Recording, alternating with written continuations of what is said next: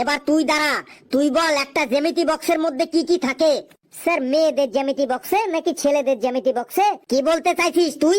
ছেলেদের জ্যামিতি বক্স আর মেয়েদের জ্যামিতি বক্স কি আলাদা হয়? না স্যার, ছেলেদের আর মেয়েদের জ্যামিতি বক্সগুলি সব একই থাকে, কিন্তু জ্যামিতি বক্সের ভেতরের জিনিসপত্রগুলি সব আলাদা থাকে। কেমন আলাদা থাকে শুনি? স্যার মেয়েদের জ্যামিতি বক্সের মধ্যে কানের দুল থাকে, নাকের দুল থাকে, কপালের টিপ থাকে, নানান রকমের স্টিকার থাকে, লজেন্স থাকে, লিপস্টিক থাকে, সানস্ক্রিন, সেফটি পিন থাকে, আবার 20-30 টাকাও থাকে। আর ছেলেদের জ্যামিতি বক্সের মধ্যে হাতের ব্রেসলেট থাকে, চুইং গাম থাকে, কারো কারো জ্যামিতি বক্সের মধ্যে আবার বিড়ি দেশলাই, গুটকার প্যাকেটও থাকে, আবার পরীক্ষার সময় মাইক্রো জেরক্সের টুকলিও থাকে। বাপরে বাপ, তুই আর আগাস না আমাকে, আমার প্রেশার কিন্তু একদম সরসর করে বেড়ে যাচ্ছে। তুইও হাত তুলে ওদের পাশে বেঞ্চের উপর দাঁড়িয়ে পড়। স্যার আমি একটু বলবো? তুই বল জ্যামিতি বক্স কাকে বলে আর জ্যামিতি মুখ্য বড় সুচ থাকে, আর একটা দুমুখ্য বড় সুচ থাকে, আর একটা কাঠের কলম থাকে, আর একটা রবার থাকে, সেই বাক্সটিকে জ্যামিতি বক্স বলে। সাব্বাস ফেলু সাব্বাস, তুই না বললে আমি জানতেই পারতাম না যে জ্যামিতি বক্স কাকে বলে। স্যার জ্যামিতি বক্স আমাদের কি কি কাজে লাগে সেটা শুনুন। বল বল, আজ তুই আমাকে অজ্ঞান করেই ছাড়বি, আমি বুঝতে পেরে গেছি।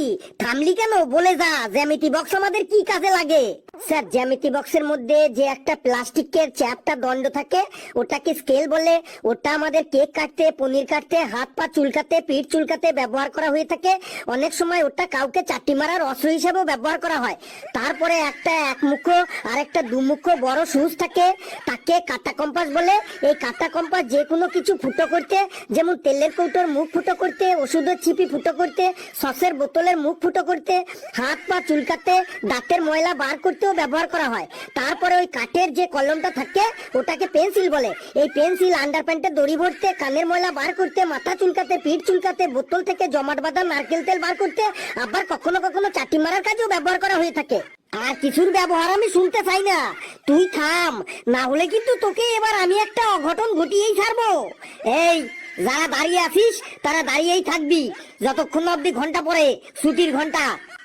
সত্যি বাবা, কি সাংঘাতিক কি সাংঘাতিক। বন্ধুরা ভিডিওটি কেমন লাগলো আপনারা কমেন্টসে জানাবেন, আর ভিডিওটি লাইক করবেন, যত পারেন শেয়ার করবেন, আর চ্যানেলটিকে সাবস্ক্রাইব করে আমাদের সাথেই থাকবেন। হাসতে থাকুন, সুস্থ থাকুন, যত বেশি হাসবেন তত বেশি সুস্থ থাকবেন। সকলে খুব খুব ভালো থাকবেন।